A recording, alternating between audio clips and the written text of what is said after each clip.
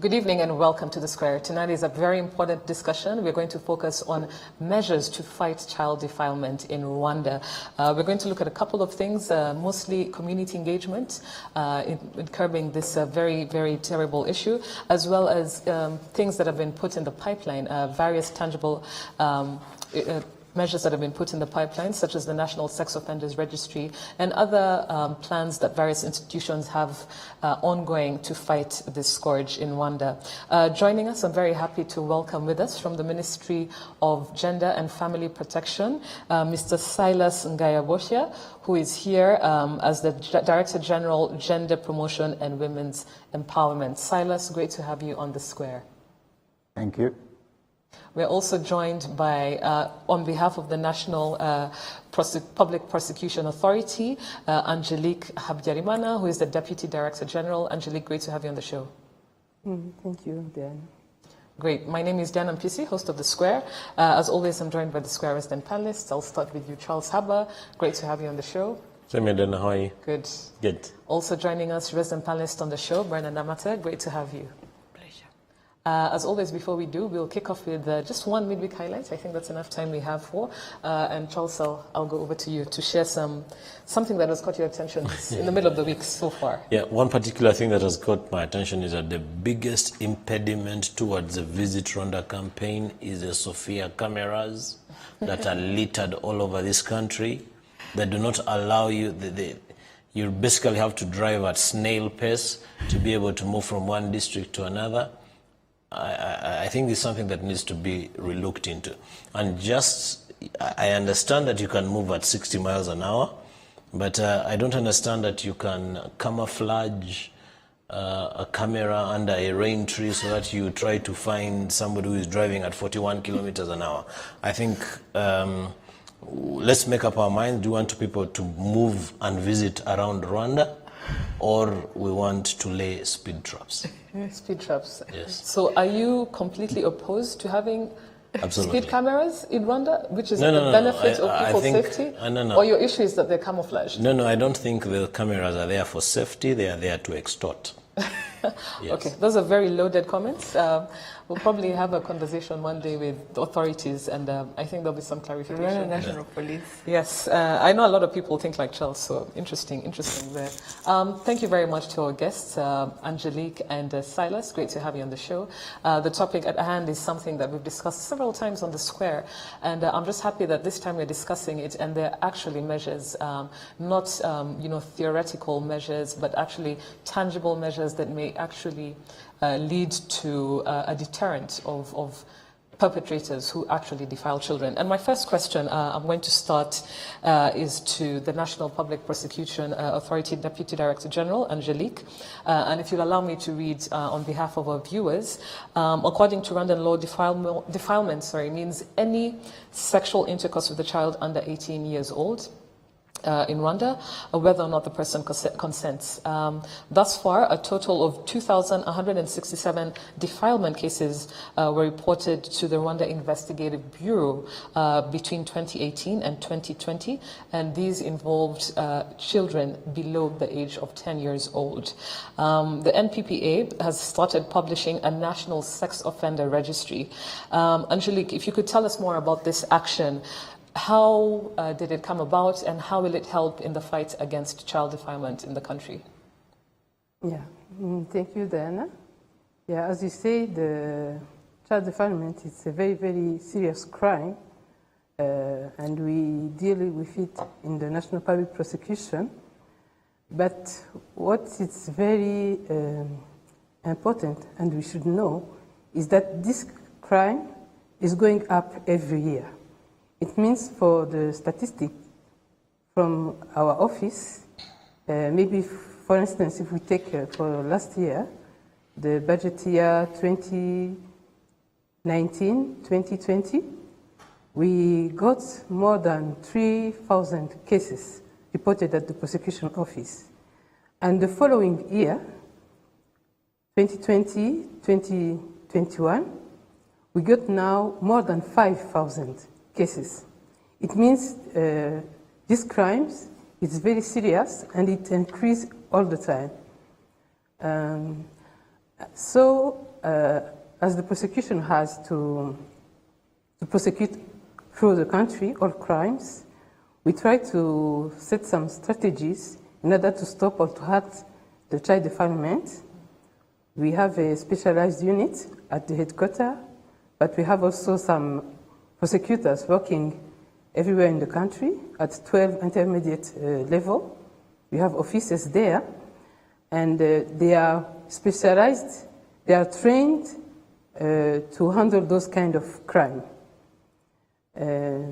This is one among several measures we took, but recently, Monday of this week, the Office of the Prosecutor General have launched the Sex Offender Registry, which is like a database where we can find all persons who has been convicted by the final judgment, the last decision of a court, who have been convicted of rape or child defilement. Actually, we have a list of more than 300 offenders, and this is just the beginning because we have to update it, the list every day, as long as courts are going to convict people of those crimes. And this registry, it's available at the website of our website, www.nppa.gov.gwa, and anyone can search and look information about those convicted persons. Maybe why do we need a registry, a sex offender registry? I think the first answer is to share information, to give information to the citizens. All Rwandans have the right to know who has been convicted of this serious crime in order to avoid maybe some mistakes. I can give maybe an example. If a person just wants to apply for being a teacher in a primary school somewhere in the country, but if you can check and see that that person, the same person, has been convicted in the past of child defilement, you can maybe think twice before giving a positive answer to his request. So I think it's really important to inform the population, and it's important also to try to send a message of deterrence, a message to the population that child defilement, rape are very, very serious crime, and we have to fight by all means. Yeah, that's what I can say. And just before I hear from Silas on the matter as well, in terms of perpetrators who've been tried and they're part of, they're listed on the National Sex Offender Registry, these people, even after maybe they've served time, how does someone get, for instance, like you gave an example, if they're applying for a job as a teacher, how will I try and do my due diligence and check up on them? That I won't always remember to go to the website. Is it somewhere stated, as part of the identity? I don't know. I know in some countries, if you move into a neighborhood, you have to go around the whole neighborhood and show that, you've been charged for crimes such as pedophilia, that sort of thing. How do we, know who these people are in terms of that information that happens even after they've come out and served their sentences? I think that, that usually the Office of the Prosecutor is the one in charge in the country to deliver a certificate which shows if a person has been convicted of crimes or not. Okay. So this is like another tool which can be helpful and which is accessible to anyone, to any person who needs it, to get information about now these specific crimes. We start by the crime of child defilement. We also have a person who are convicted of rape, but I think it's just the beginning. We are going to add more persons who will be convicted, and for other crimes also, but up to now we just have those two crimes. Thank you. Silas, what are your thoughts on the National Sex Offender Registry in terms of it being a tool of deterrent when it comes to child defilement? Well, I see it as also a preventive framework, because, yeah, on one side it is a preventive framework, because people would access it and pay attention to any action they may undertake or any working relationship with different individuals. You know, like when we recruit or housemaids or houseboys, sometimes we don't know their history, sometimes we don't know where they are coming from. Yes, you may have some information, but the whole history of the past history of the individuals, sometimes you don't have it. So this is an information that will inform individuals on the past history of people whom they are working with, and we see it as a preventive measures. But again, I think on another side, it is a way of awareness raising, because people would now know that whenever they may go, that information would be disclosed so easily, and that would inform the rest of those who are likely to commit the same crime, and they may fear, if I may say, to commit those kind of crimes. So all in all, it will help us to prevent those crimes, but again, it will serve as an awareness raising on the magnitude of the crime. Thank you very much, Silas. I think also, in addition to it being a deterrent, it's also a tool of protection. It protects our children. If I'm going to hire a nanny, or if I'm going to have someone working around my children, whether in school or not, at least it protects actually children from being further violated. Brenna, your thoughts on what our two guests have said so far? I think every effort that can be put towards this is welcome, and it's good to see that the judiciary is trying to do more for victims. But the fact is, it's more complicated than that. She mentioned the rising cases. The reality is, and evidence shows, that there's less reporting. There's a culture of silence. So if we are to use the numbers that they have, you can imagine that the problem is bigger, because most of the cases are actually are not reported. And why? The perpetrators usually are close family members. They are people who are known to the victim. And so it's not easy to go through the whole, formal process that would actually lead to a conviction. When I hope you'll ask about the numbers also in terms of the convictions, successful convictions, in relation to the reported cases. You will see a big difference, in numbers. It is much more difficult to actually successfully get a conviction.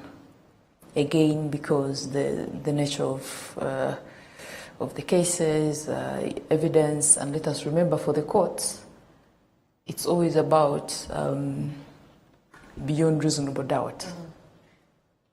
Now, you can imagine what that means when it comes to gender-based violence. So on one hand, it's good that we're seeing the judiciary being proactive, but I think it is only a small part of what needs to be done. We need to focus more on prevention and more at the family level and at the community level. The girl child in a home, to what extent is she not exposed? Because most of the time you find that the girl child in most homes is exposed, will experience abuse, and it just goes on and nobody gets to know. So it's difficult, but it's good to see that more work is being done to try and ensure that justice is done. But perhaps I think we need more sanctions, raise the cost of these crimes. Beyond the registry, we have called for, yes, there's life imprisonment, but and for some I think people, the period also, defilement and rape, it's between 20 to 25 years.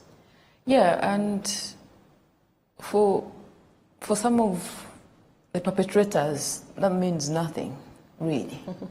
Yeah, but so again, if you look at the profile of the registry, the age, I think, on average, 20, between 30. There are certain people that are missing on that registry, and we know who they are, and we don't know why they're not there. So there's more work that needs to be done. And the Deputy Director General said this is just at the beginning. I totally hear you, and we're definitely going to delve deeper in the conversation in terms of community engagement. You know, when in this culture, on these issues, the culture of silence is violence. It breeds violence. So we'll definitely going to be coming back to that, especially looking at what the Ministry of Gender and Family Promotion is doing in terms of sensitizing communities and encouraging communities to report child defilement. Charles, over to you. I want to talk about two things. One is my experience today. And maybe Angelique and Silas, for your information, just on a side note, I have 4 daughters, so this particular topic is very, very dear to me. Something happened to me today. I was doing a site visit in Chinyinya, and then on my way back, as I was approaching the Chinyinya taxi park, there was a lady who was walking towards where she was going, and there were boys who, so there's a section of just after the taxi park, there's a section where they repair bicycles and motorbikes, but predominantly bicycles, because around that particular part of Chinya, around the trading center, the most common way of moving around is bicycles, taxi velo. So this lady, wherever she's coming from, wherever she's going, she's dressed the way she is most comfortable in, and 2 boys start heckling at her. Then I pulled down my window. I was on the co-driver's seat, somebody else was driving, and then I'm interested in listening to the conversation specifically for purposes of this show. I was like, how better can I land myself on a spike? And the comments were extremely painful. I could see it's probably a girl who was going for evening classes, or because she seemed like she was holding a laptop bag and probably going to school, and then like, buria ngo aje kwiga, that she appears like she's going to school. She has not even learned how to say hi to boys when she's walking past boys. And yet she's being assaulted with those words. Yeah. So, and then a few other comments went by, so I deliberately asked the guy who was driving to slow down a little bit, and then I pick a little bit more. So when we got to a little bit at the bus stop, I asked who those guys were and what they do, and if they have a form of policing or arrangement, and to which I got a response that they'll not get away with it. Whether they did get away with it, I don't know. Whether they did not get away with it, also, whether they did not get away with it, I don't know. Whether they did get away with it, most likely, yes. Are there many other people who are like that? Absolutely, yes. And I think that's where the problem lies around silence, that we will talk about things that happen inside homes because it will be silenced because there is a way of policing inside the home. It's not necessarily a good thing, but if things are happening in broad daylight and we're just allowing it to happen, then we have a very, very big problem. So that's the one point that I wanted to raise on the culture of silence and not allowing things, even as passers-by, for them to pass without being said. The second one I want to talk about is the effects of COVID and the repercussions we've had. Now, one of the biggest tools that the government of Rwanda has had around communicating our message and saying things is umuganda. Now, umuganda, unfortunately, because so we had certain tools, umuganda, umugoro wabyeyi, we had a few things within our communities that would allow us to come together and talk about societal issues, national issues, and what have you. Now, we were not allowed to convene throughout all this time.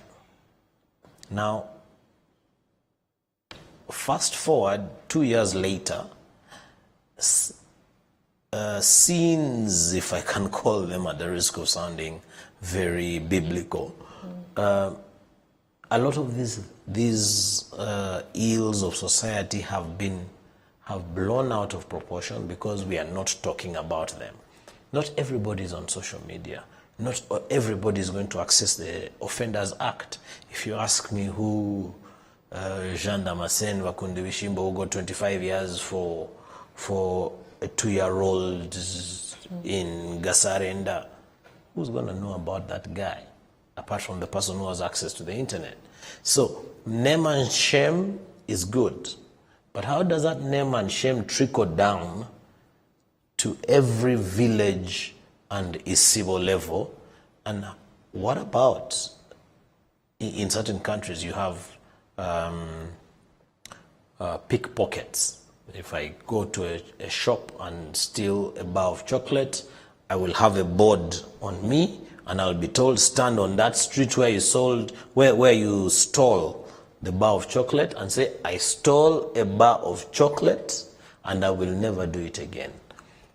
So I think we need to it's unfortunate and we can't blame anybody about it. It has nothing to do with prosecution or justice or whatever. It's COVID. We could not explore all the tools that we had to name and shame. But as we come out of this process, let the name and shame not stop at the publication of the offenders. I get you. I think definitely, if that naming and shaming can trickle down to, Mudugudu level in the neighborhood. If this person has been offended, somehow the head of the Mudugudu will come and tell people this person, and slowly by slowly from cell level to neighborhood and that sort of thing, this is common knowledge. Yes. These people are identified. And there should not be any measures to protect or soften the blow when it comes to them. I would like to go to Silas on behalf of the ministry. We've said that a culture of silence in this, when it comes to child defilement, when it comes to rape, when it comes to GBV, really breeds violence. It just perpetuates more because people feel that, especially perpetrators, they can go ahead with it. I want to know what the Ministry of Gender and Family Promotion, what are some key, just 2 or 3 examples of activities that you're engaging in to curb, to fight child defilement in Rwanda? Yeah, thank you, and thank you, my brother, for sharing his own experience too. I think my intervention will even reflect a little bit on that, because in fact, our interventions aimed at curbing child defilement and gender-based violence at large are structured from institutional or national level up to the community and even till the individual level, because we all know that we have an institutional framework that is very strong in closing gender gaps. We have laws, we have policies, we have strategies that are really strong in terms of supporting either what the ministry is implementing or even the partners, because the Ministry of Gender and Family Promotion is not working alone. It's working with partners, public partners, but also civil society organizations and private sector. So at institutional level, we would say that we have got what it takes to curb child defilement. But again, there is the societal level where we still have rigidly defined and enforced negative social norms. Negative social norms that give, I would say, define masculinity in terms of dominating, controlling, power holding, and deciding even what and how the category of women and girls should behave, what they should do and not. So we still have those negative social norms that are really rigid and interventions now are even targeting deconstructing those negative social norms and reconstructing positive ones. I think we have got, and even one of the steps is like doing some research. What are the real issues that we are tackling as of now? And we have also the community level, where we have at the community where those social norms are very well implemented, and you will find that the category of women is still seen as a weak category, a vulnerable one, and the patriarchal dividend is really strong also at that level. But also at individual level, remember that we have also personal history. Personal history, we have people who have experienced violence in their life history at their young age, and the research shows that those people are likely to perpetuate gender-based violence because they have witnessed violence in their childhood, and they have taken it as a way of finding solutions to a disagreement or any conflict. At the relationship level also, in the family, unhealthy family relationships are also still predominant in some families, and interventions are channeled based on those 5 layers, as I have just mentioned them. And what are we doing? We are mainly empowering people, because you would see that ignorance, even of the negative effects of negative masculinities of men themselves and boys themselves, is still predominant. Men themselves ignore the negative effects on themselves of their own negative masculinities. Yes, we know that women and girls and children are mostly affected, but that empowering people through government structures. You've highlighted about umugoroba w'imiryango, the family, evening family forums, if I may say. They have resumed now, and the ministry has worked on a user-friendly curriculum, user-friendly, that can be used by the grassroots communities. Evening dialogue forums have got a committee, facilitators, so empowering those facilitators. Now, those forums have integrated even the youth, so to try to find even some innovative ways of challenging those negative norms that are at the root, seen as the root causes of gender-based violence Silas. and child defilement. Thank you. One last question to you, and if we can just be a bit quicker as we move on to the last segment of the show. How are we engaging men and boys? 95 to 98% of the perpetrators when it comes to these cases, child defilement, rape, are men. And boys as well. I was going through the National Sex Offender Registry on Monday when it was released, and I literally couldn't go past 4 or 5 people, because it shows you the person and the age of the child that was defiled, some going as young as 2 years old. How are we working with men and boys in this country when it comes to this issue? And if you can just briefly share some light on that. Yeah. Briefly, we are engaging men and boys in 3 ways. First of all, as allies. Part of the solution, not seeing men as a problem, because they are not the ones. The problem is not men, but the problem is the way the society defines manhood, defines masculinity. So, secondly, we are engaging men as beneficiaries of the services too, because we believe that men can change.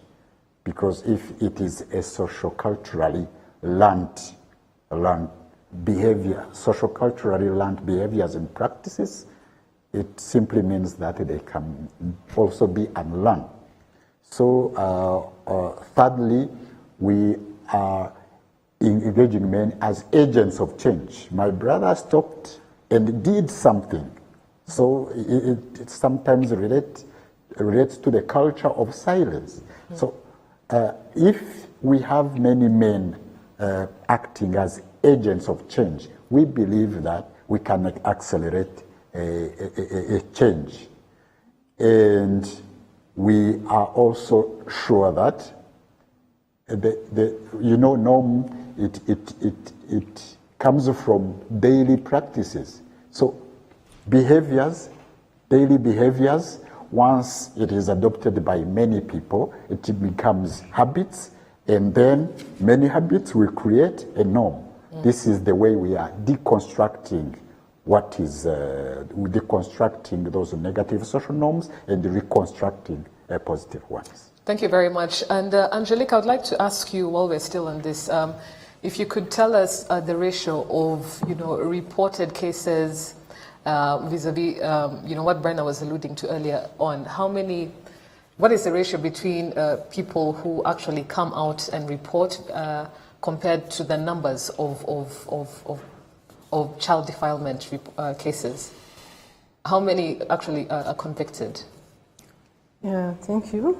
I think it's a very relevant question, because maybe we should start by saying that cases which are reported are not the total cases of abuse. Yeah, that it's a norm, we know that. But even for the cases we bring before the court, the prosecution, unfortunately, will not win all the cases. If we bring 100 cases before the court and asking the judge to convict people, it's not possible. Yeah, the conviction rate, it's a little bit under the average for other crimes, because for this kind of crime, to find evidences and to preserve those evidences, it's really difficult. Absolutely. Yeah, we really need evidence which corroborate.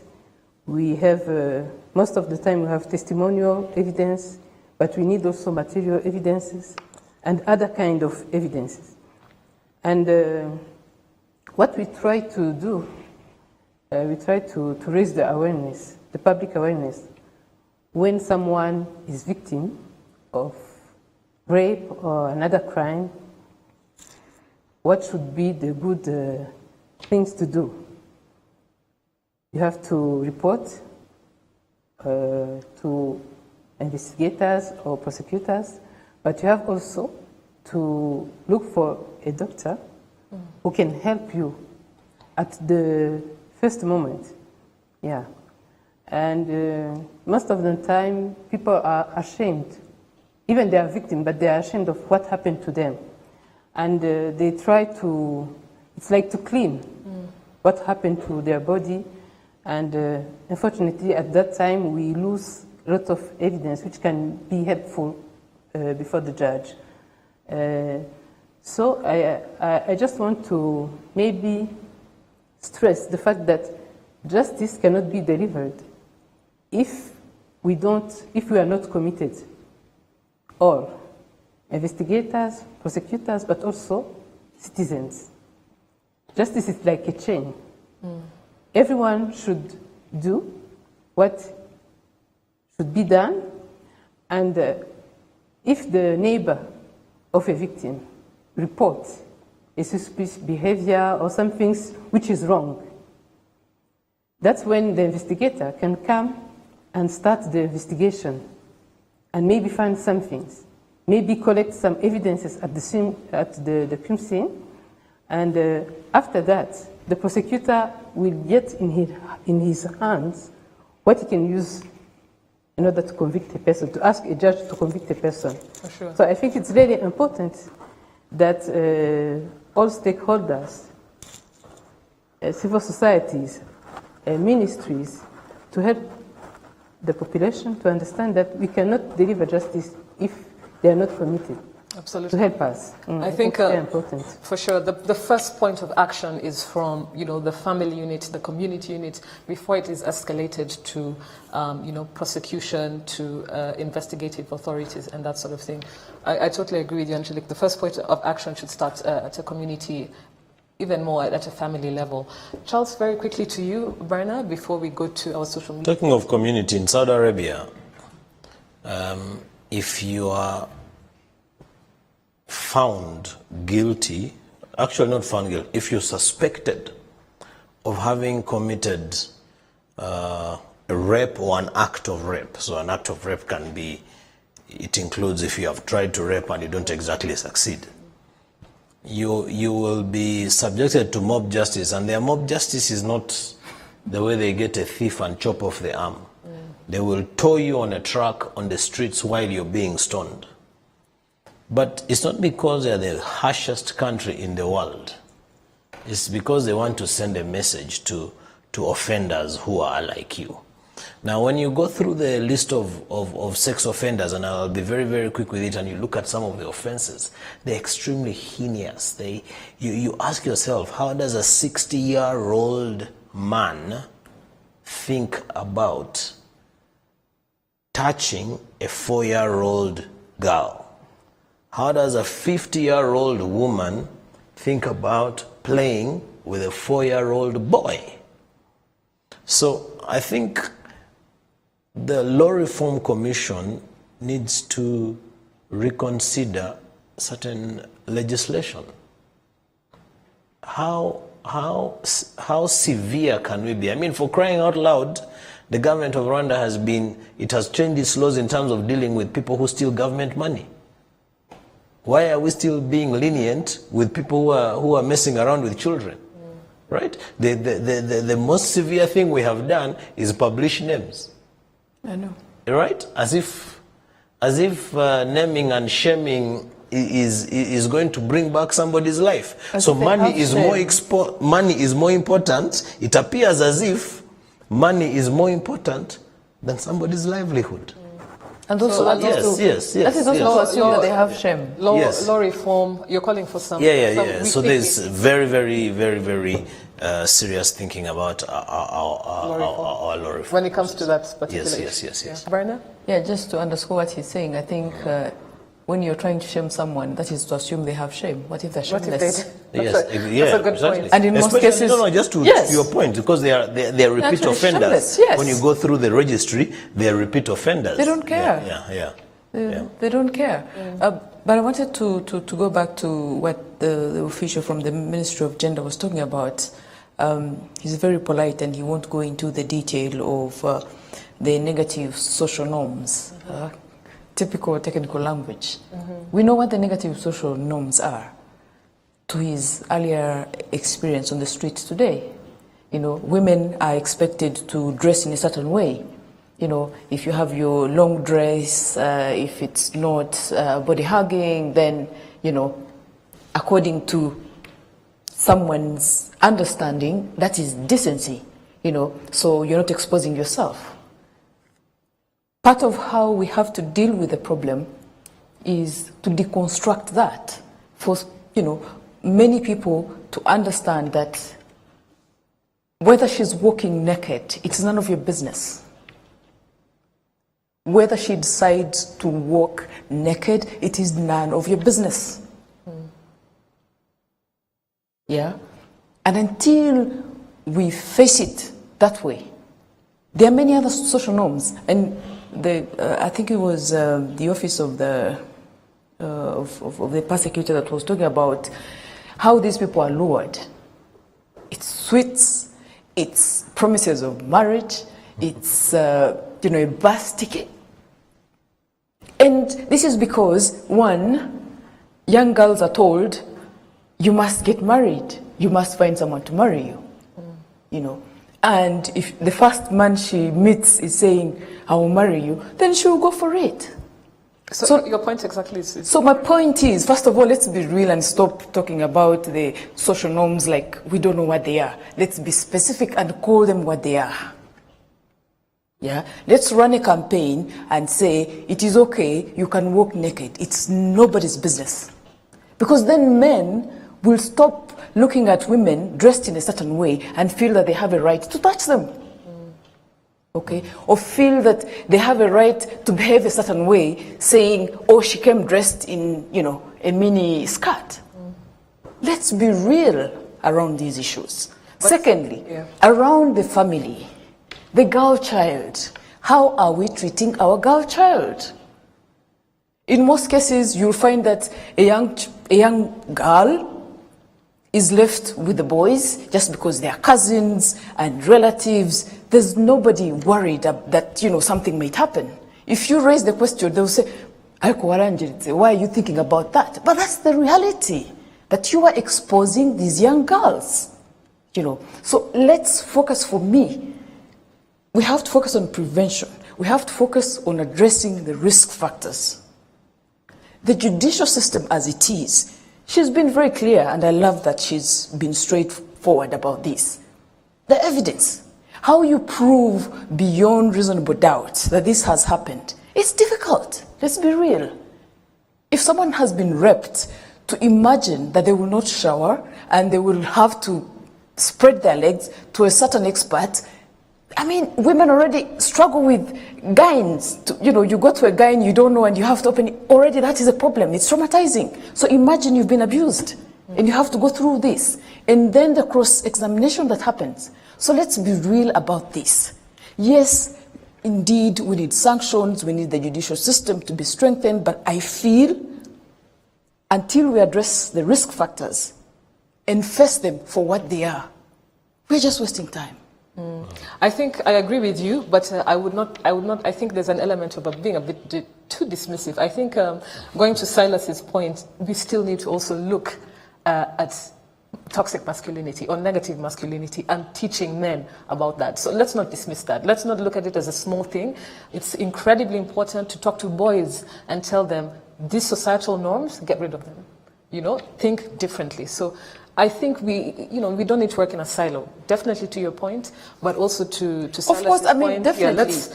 Everything can go in tandem. You need every effort. Every effort. Let me be clear. Let me absolutely clear. Yes. We need every effort to address the issue. Yes. Okay. Yes. So whatever everybody is trying to do is helpful. Yeah. In fact, but until we address the underlying issues, it is not enough. It doesn't matter what we do, because we will be dealing with symptoms, but not the causes. Because Yeah. I agree. Let's just quickly go to our social media feed. We have a few minutes left. And the first tweet coming in is from Alois, who says, this is a preventive framework that I appreciate. I do call all employers to see if their employees have such sex crimes before exposing them to community activities. Thanks. Great point there. Next time when we're thinking of employing someone, let's also look into their background when it comes to sexual offenses.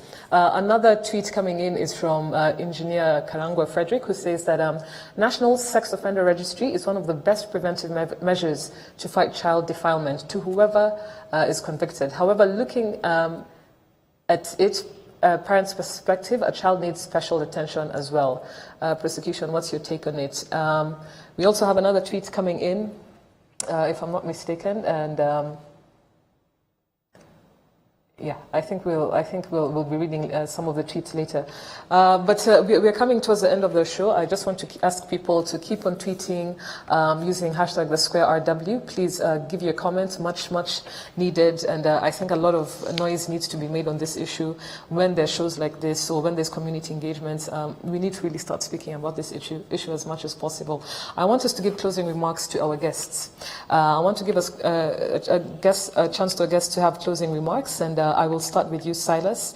If you could just share with us, what you think, and I want to piggyback on what Brenna was saying, your ideas for a more holistic approach as a country in terms of dealing with child defilement.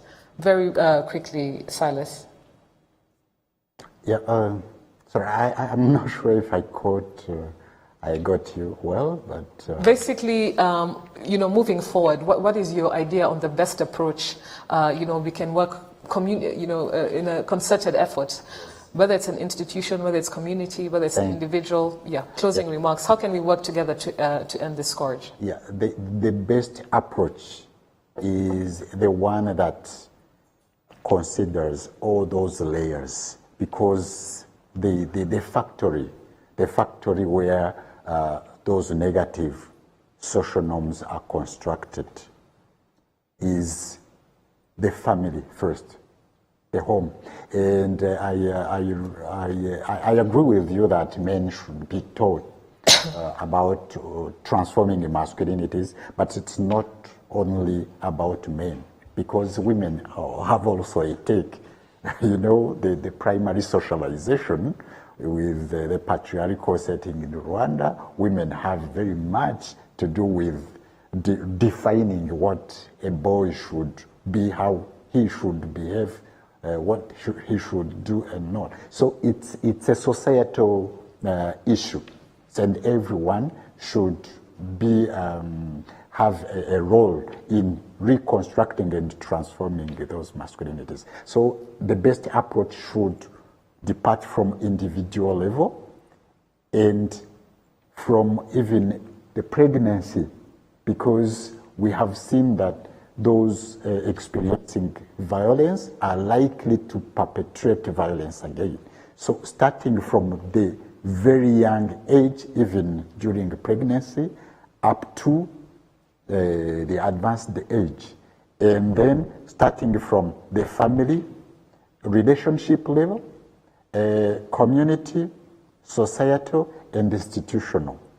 Yes, and progressively reviewing what the research findings, based on what the research findings are telling us. That should be the holistic approach. Thank you very much. And, involving everyone. I mean, government, public institutions, civil society organizations, faith-based organizations. So the whole socialization cycle. Thank you very much, Silas. Angelique, over to you, closing remarks. I like the way you said earlier on, when it comes to child defilement and fighting it, the process is a chain. But yeah, closing remarks to you in terms of what more we can do as a country to deal with this matter. Yeah, Diana, definitely. I think for me, the best approach is to work together, as I say, since the beginning. And I just want maybe to clarify some things which have been said. To find evidence, it's very hard, but it's possible. It's really possible. I'm going to illustrate this sentence maybe by one experience, short experience we had in the prosecution. We got a case where we have, at the beginning of the case, we have the testimony of the suspect and the testimony against the testimony of the witness. So the suspect was saying, I didn't do that, and the victim was saying, he raped me. But after further investigation, we conduct several interrogation with the victim. And the victim, among what the victim says, she explained how was the bedroom. She described it. The bed was at this side, there was a table at the left side, there was a small carpet, and some things like that. And the investigators who visit the scene, they collect some things on the blanket, and we send, and they send it to the laboratory, and there they found DNA, the victim DNA. So when we came back to the suspect, he was unable to explain how the victim DNA was found on the blanket. Of course. Yeah, and we used this before the court, and the suspect has been convicted. So for me, the best approach is really to work together and to break the silence, to talk about what is happening, what is suspicious, and to try to do some things. Thank you. Thank you. Thank you very much, Angelique. That's a very interesting story. It shows that even after the crime has been committed, there's still hope in terms of justice being served. Charles, unfortunately, we don't have time. I want to talk about the churches and the schools and their role. Yeah, we don't have time for that. But that's a conversation. Yeah. Yes, we need schools, we need churches, especially faith-based organizations like Silas said, because they wield a lot of influence in communities. Yes. Charles, thank you very much. Brenna, thank you very much. To Silas and Angelique, if we could have them on our cameras, very happy to have had you on the show. Much appreciated for your interventions, and we look forward to having this conversation with you again.